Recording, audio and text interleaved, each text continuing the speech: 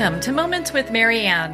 I'm so delighted we're spending this time here today. We have just a phenomenal show coming right up with special guest Jeff Allen, and he's here today to share with us his new upcoming comedy tour. Now, Jeff, most of you have seen him on TV. He combines clean, hilarious humor like no other comedian working today. Besides performing at corporate functions and fundraisers, he appears on TV, radio, and at casinos across the country. He's consistently making heroes out of meeting planners as he wows the crowd. So let's welcome to the show, Jeff Allen. Nice to be here. Oh my goodness, it's such a pleasure to have you here. You are so inspirational. You talk about all the stuff that people, it just happens to us on a daily basis, stuff that we, can't even make up ourselves. And you're so funny, and that's why people just love you. Well, I don't know about that, but it's cheaper than therapy. Someone said to me once, what did you do before you got married and had kids? I go, well, I starved as a comic, that's for sure. I had nothing to talk about. So, They provide a lot of inspiration for you, it sounds like. Well, like fodder. Yeah, it was funny when my kids were growing up. They used to argue about who I was talking about. I didn't name names. I just talked about incidents. And my favorite one was the camp one. That they both had gone to camp, but only one of them. I remember my wife. He was 12, I guess. Anyway, she said, you're leaving for camp tomorrow, so I want you to pack. So she says, I'll pack you, and he goes, no, I'll pack myself. And after an argument, I said, let him pack. So anyway, he went in, and literally a minute and a half later, for a week, he packed for a week in about a minute and a half, and left and ran outside. So my wife walked in there, looked. He had really like one pair of shorts, pair of underwear, socks, and then the rest was video games and whatever. So she took everything out, packed 7 pairs of underwear, 6 pairs of shorts, all this, what you would pack for a week, toiletries, all this stuff, right, that he neglected. And, of course, he never checked. I'm sure, he goes, and we pick him up a week later, and he had 6 clean pair of underwear, 6 clean pairs of shorts. Toiletries were never even opened. And he's waddling like he'd been on a horse for 2,000 miles into my car. I go, okay, rash boy. I said, get on the roof. You're not getting in my car, Jeff. You didn't take a bath the entire life. Are you kidding me? And he says, well, we swam. And I go, that's not a bath. And I said, that should frighten every parent in America. The 25 camp kids all swimming in the same. There's not enough chlorine in the world to kill all this stuff. So, yeah, we took, anyway, he would argue about that with his brother. Who was it? He goes, I didn't do that. I go, of course you did that.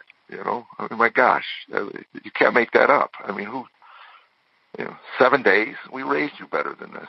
And I remember when he first got a girlfriend, and all of a sudden he started changing his clothes and brushing his teeth. And I wanted to go over and give her $100 to thank her, getting him to bathe. That was the coolest thing. Well, you're married. How long have you been married? 32 years as of July 2018. So, yeah, my wife will tell you that's 24, and I married a comedian years. So she probably keeps you a lot more stressful. She probably keeps you on your toes. Yeah, I married a strong one. I really did. I needed that. I needed someone that, my relationships prior to meeting her were, they weren't relationships. They were hookups, basically. I would go to a club and meet somebody and we'd stay together for 6 days, and then I wouldn't call them until I went back into town. And then when I met Tammy, kind of the same way, she was a waitress at a club. It was very funny. I just heard this laugh in the back of the room that attracted me. She was a smoker at the time, and I don't care what anybody says. Smokers are the best laughers. When you can't get oxygen into your lungs, that's music to a comic's ears. So I heard her gagging in the back of the room. So in my mind, I said, I'm going to have to meet this one. So anyway, I got off, and she was just beautiful. And I remember she was living in Ohio. I went back to L.A. and tried to get her out of my mind, and I couldn't. So anyway, I called her up, and we started a relationship, and we were married by the following July. So November to July. She had a 2-year-old when I met her. single mom. I had a lot of respect for her. She was working 2 jobs, anyway, she had just gotten out of a bad relationship, so she wasn't about to put up with any garbage from another guy. So anyway, when I started giving her garbage, she just pushed back, and that's what I needed. I just told a 14-year-old the other night I was working, and he was sitting in the front, and I said, listen to me, man, listen to me. I said, you're going to be some woman's project in the future, so just listen to your parents now so you don't have so many things to change. Yeah. Make it a little bit easier on everybody later. Well, like right? I always said, like I said, man, the Grand Canyon at one point was a crack in the earth, and look at how majestic it is today through attrition and erosion. So that's what God gave me, this beautiful woman to just wear away all those things that are not attractive, and she's done a pretty good job. Well, it sounds like Tammy is just an angel. My goodness. Yeah. That's the word I would use to describe her publicly. Yes. Oh, okay. An angel. Well, and then you've got 2 boys too. You've been raising 2 boys.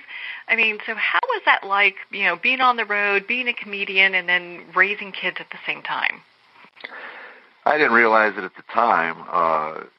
That's one of the things, the sources of a lot of guilt, and I can't change that, so I'm not going to lay in the fetal position. Mm-hmm. But I remember talking to, I've been in and out of 12-step groups my whole, basically, married life, and did a lot of soul searching and therapy and all that. And one of my therapists, I was talking about how guilty I was about, leaving the boys. And she said, they don't know any different. I go, what do you mean? They go, well, you're the only father they've had, right? And I go, yeah. And they go, well, to them, this is normal, And if they had somebody in their life for years that went to work at 8 in the morning, came home at 5 and spent the evening with them, then you showing up in their life might cause some disruption. But, and that's it. And I realized that it was about the time that I was home. If I took time and spent time with them, and that's what I tell every parent I ever meet. The only finite commodity you have with your children is time. Money comes and goes and can grow and it can shrink and all of that. You can't, but time is a thing that children hold dearly it makes them feel worthy, certainly. And early on, I didn't know how to spend time with my kids. That was a learned behavior because I didn't have really a model for that. So it's funny because my kids, we have 4 grandchildren now, and we are completely different people with our grandkids.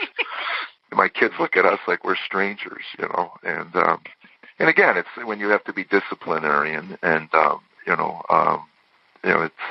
my son said to me one day, he goes, I don't understand, what's the difference? I said, well, how old is your daughter? And she was 5. She's 5. I said, well, for 5 years, I haven't worried 1 minute about that little girl. Not once have I worried about her. I said, you're 35 years old. I still worry about you.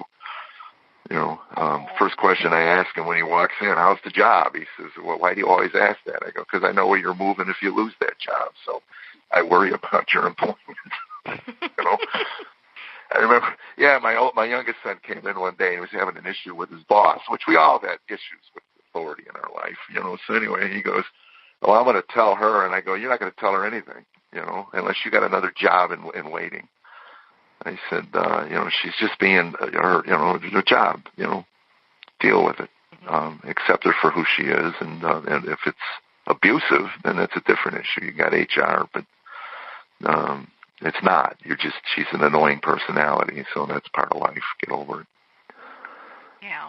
That's the problem with dealing with other human beings. You can, go live in your basement, I guess. I don't know. Well, and, you must really love having the grandkids over and being able to spend time with them. I mean, isn't that the greatest?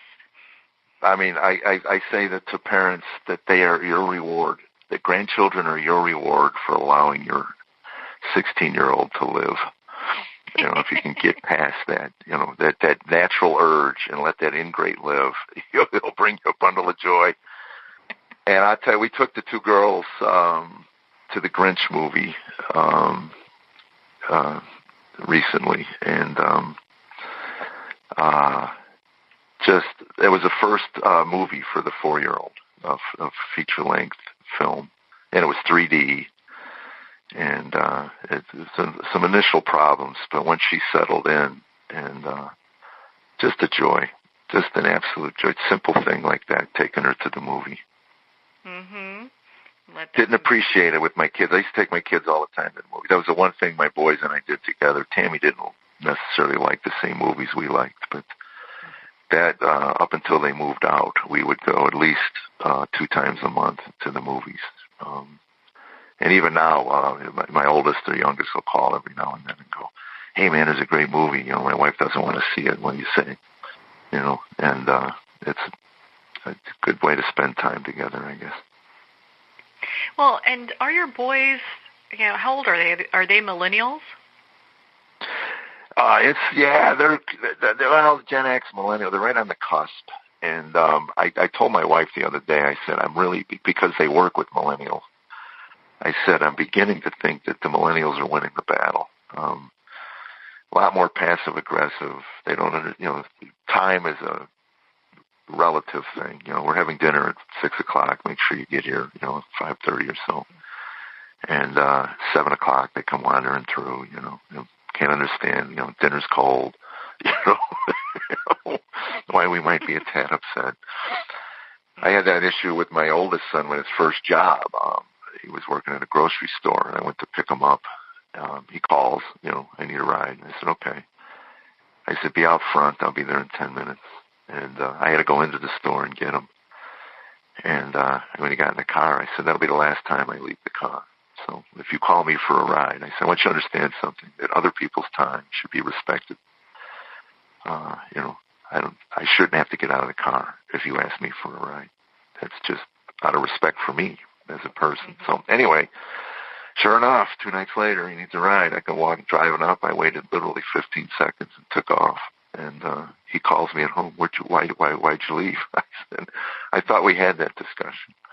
And so anyway, I tried to teach him that time is important, and commitments and all of that. And I thought that guy, especially coming out of the military, he understood that, And then now it's been rubbed off because of all these, I guess, work. I blame millennials for it. And if you're a millennial listening to this, suck it up. Millennials, okay. I love them. I absolutely do. I think they're going to. Yeah, they have to. They're going to change the world. They have to. They're the largest generation. Baby boomers were, and now the millennials have passed them. So, it has me kind of thinking. When we talk about like your kids and just the life experiences that you've had with them, and we get a good idea of their age range and kind of, you got grandkids now, what have you. What is kind of one of the most interesting stories that you share about your boys? Well,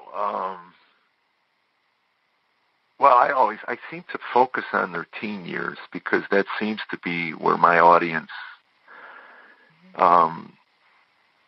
is, and that's usually where the most angst occurs in parenting because they develop their own mind, I guess. Well, there's something 2-year-olds, but so I remember a particular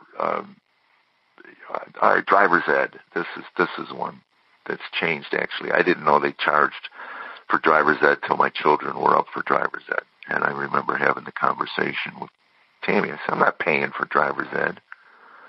When I was a kid, driver's ed was part of the school thing. So anyway, I'll teach Ryan to drive a car. So I took him out for an hour. I came home and wrote a check out for $500. I had a twitch when I got back. I said, Sammy goes, what's wrong? I said, those people at school are grossly underpaid. Trust me. Why would anyone take their lives in their hands with somebody else's children is beyond me. So then Tammy says, are you taking them out tomorrow? I go, not unless I can get a morphine drip over the counter at Walgreens. I said, I'm over it, man. I kept hitting that imaginary brake, and the attention span is a gnat. I said, don't look at me. Look at the road. Oh my God, tell me you saw that truck. You saw the truck, right? Oh, man, that was lucky, Dad. That was lucky. Oh, my goodness. My gosh. So anyway, I spent about 6 months lobbying for an 18-year-old driving age in the state of Tennessee. It gave me something to do.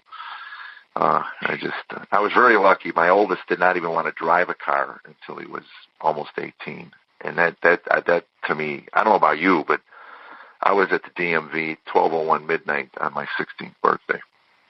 I couldn't wait to get a driver's license. And my oldest boy just didn't care. And then he got a girlfriend, and they really were an item. And she was going to break up with him. He comes to me and he says, "You believe she's going to break up with me because I don't have a driver's license or a car?" I go, "Yeah, actually, I do believe that." You know, I go, "Huh, she's 17 years old. She's a beautiful young woman, girl. You think you're the only one chasing after her? I mean, for God's sakes, you know, sitting at her house day in and day out. She lives at her house, you know, you come over here for one day a week, I guess. I don't know." So anyway, he went out and got a driver's license. Again, men need women. That's all I'm saying. They need them. Otherwise, we just grunt and smell. We grunt and smell. That's it. Yeah. Yeah, you know what? And it's interesting when people look back on their children, just some of the things that they've done growing up. I mean, it is like, and this is, I think you've got great material because, I mean, most people can't make this stuff up, you know, the stuff that happens. And I know you. No, I'm not that clever, you know. Well, I actually like and there's I've seen you talk about the cat and the milk, and I think that's classic. You know? Yeah, that was one that I learned that everybody has logic and reason. It may be skewed, but when my 2-year-old he poured milk all over the cat, so the first thing I learned to do is ask him why. Rather than just scolding him, I just figured, well, there had to be a reason. So why would you pour milk on the cat? And he says, well, Kitty was hot and thirsty. I go, okay, why not the bowl? And he said, well, he likes to lick himself. To me, that made perfect. I said that makes perfect sense. And I tried to explain to him that there was a better way for the cat to get this milk, and that would be a bowl. But I understood, Hey, that's great reasoning. I love that. I did. I thought that really was. I could see, again, my son got called in. My oldest was in high school, and they were on a field trip, and he picked a hole in the seat of the bus, the size of a silver dollar. It was a huge hole. And the interesting thing was, when the bus driver discovered it, they put all the kids back on the bus to find out who did it. Mm-hmm. And the principal said, we're not leaving this bus till whoever did that. So my son raised his hand immediately. And the principal called us in. He goes, I only called you in because I want to tell you, I don't know what you did to your son, but that's the first time in all my years as principal that we didn't have at least an hour on the bus.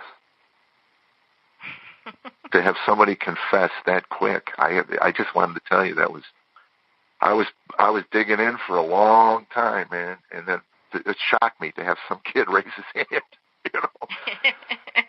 So I said, well, he goes, well, there's a repair for it, and it was, cash. And I said, okay. And I asked my son why he did that. He goes, I don't know. He said it started out, it was a small thing. And I actually understood that, why you would just kind of keep picking at this fuzzy stuff.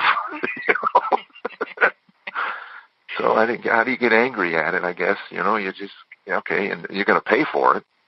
You can't be going around picking holes in other people's furniture. But, he worked it off in the yard or something. I don't know. But. Yeah, having that lesson kind of come full circle. Yeah, but I understood it. I really did. I got ADD, whatever. I don't know. I got all kinds of things. I could see me sitting in that chair on a long bus trip to this field trip and just, fuzzy picket, and over the next thing you know, you got a big hole in the seat. Like my goodness. I know, we haven't even touched the tip of the iceberg in regards to all the topics you talk about. I'm glad that we were able to share about the milk on the cat, because that's actually, I think, one of my favorites. I love that.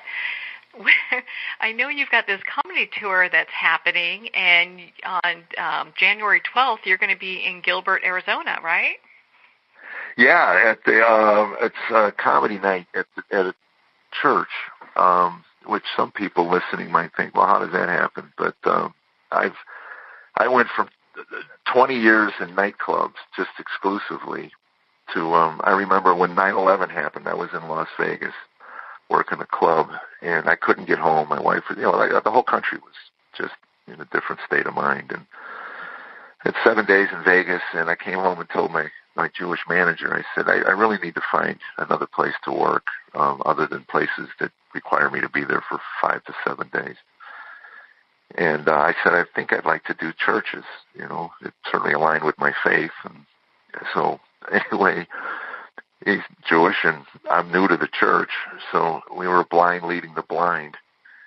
And when you put out on your resume 20 years in nightclubs and casinos, pastors are a little hesitant to give you the pulpit for an hour, So it was a building process. So what I realized, because I'm a storyteller, is that church audiences are really perfect for me because they're used to listening to someone talk for 45 minutes without interrupting. So it works great. I love working the church, and I love sharing the gospel when asked, and it's a good fit. So yeah, January 12th in Gilbert is my next church, I think. No, actually, yeah, it is my next church. Actually, I'm doing some private stuff for ministries between now and then. Well, that's so exciting, because I know there's always been, probably within like the last 20 years, there's been a little bit of a pushback in regards to some comedy, because people think, gosh, that was pretty over the top as far as maybe language or content or what have you. But you talk about things that are truly funny that happen every day. Yeah, that's all. Again, it's Shakespeare said, to thine own self be true. So I tried all that other stuff back in the 90s. I tried social commentary, and didn't work for me. I tried being a little bluer, didn't work for me. And then my kid got called into school one day. We got called in because of the language that he used. He was in 4th grade, and the teacher told us what he said, and I said, boy, I'd love to look you in the eye and tell you I have no idea where you heard that kind of language, but I use it at home, and I use it in my show, my act, and I realized that I didn't like that coming out of the mouths of my 10-year-old or 9-year-old. So it became hypocritical of me to, tell him that that's wrong, you can't say it, and then have me saying it. So I started paying him 25 cents for every foul word that came out of my mouth, and I realized that there were a lot of them. So anyway, I cleaned that up, and then I realized that my comedy was getting better because I had a thesaurus, and I was able to use this beautiful language that we were given and to paint pictures and use metaphors, and it became really fun to do. I actually bought an SAT workbook for vocabulary because I realized that I had really a limited vocabulary. When you can swear, it kind of cuts down the need for other words. So, and it was just a process of, and it worked for me. And this comedy tour, Make Comedy Great Again, is right up my alley. It's non-political, and it's the language is no profanity. And I've had, I don't know how many thousand Facebook followers for years. Not one of them in all these years has ever asked me my opinion on anything. So my wife said I should take that as a hint that nobody really cares what I have to say about the geopolitical state of affairs. Well, you may be getting a lot of emails now that you just said that, right? Believe me, I don't care. It's just funny. Everybody, I don't know. It's just everything has become a political issue, and it's just so contentious. I just read a really great tweet from somebody that said, if you use the phrase 50% of the people in this country make less than the median household income, that sounds really disparaging. But that's what determines the median price of income. It's the 50% mark. So I guess it's all how you phrase things. It really is about perception and words and how we use things. So that's the truth. Well, Jeff, where can our listeners connect with you, be part of your community, and learn about your comedy tour? JeffAllenComedy.com. Everything is on there, and it's JeffAllenComedy.com. I believe JeffAllen.com might be a porn portal. I'm not sure, but somebody told me that they went to my website and it was a porn site, and I go, well, that isn't right. And anyway, we figured it out that they were typing in JeffAllen.com and Jeff Allen Comedy, and that was years ago, so I don't know what's happened. But I tried to buy JeffAllen.com, and they wanted way too much, way out of my budget for it. So I don't know. But JeffAllenComedy.com, and then all the Twitter, and J Allen Comedy, Jeff Allen Comedy is Instagram, I think, and Twitter is Jeff Allen Comedy. And we'll have all the links below and the correct website, JeffAllenComedy. Yes. So people can click on that and Make Comedy Great Again Tour.com will be the 2019 dates. I think we're in Great Falls, New York, February 1st, and somewhere up in New York. After that's the second. First and second, we're in New York. Mm-hmm. Well, lots of great things happening. Well, Jeff, thank you so much for taking the time to be on the show with us here today. Well, thanks for having me. I can't do it, without you guys. So thanks for helping me get the word out. Well, we're all looking forward to hearing about your upcoming book and cannot wait to have you on the show again to talk about that. Again, if you'd like to connect with Jeff and learn more about his comedy tour, please visit JeffAllenComedy.com. We'll have the link below. And make sure to be part of his community. He is just a hilarious guy. Well, we're at the end of our time today. I would like to thank everyone for tuning in. You're listening to Moments with Marianne.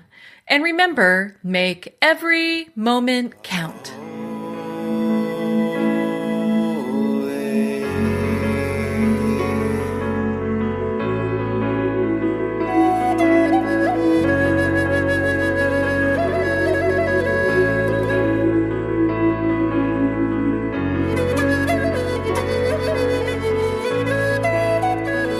In a single moment, your life can change. Moments with Marianne is a transformative hour that covers an endless array of topics with the best of the best. Her guests are leaders in their fields, ranging from inspirational authors, top industry leaders, and business and spiritual entrepreneurs. Each guest is gifted and a true visionary. A recognized leader in her own work, and while teaching others to develop, refocus, and grow, Marianne will bring the best guest and sometimes a special surprise. Don't miss this. You never know just which moment will change your life forever. Moments with Marianne airs every Thursday, Friday, and Sunday at 8 p.m. Eastern, 6 p.m. Mountain Time. Make sure to tune in and visit momentswithmarianne.com for more information.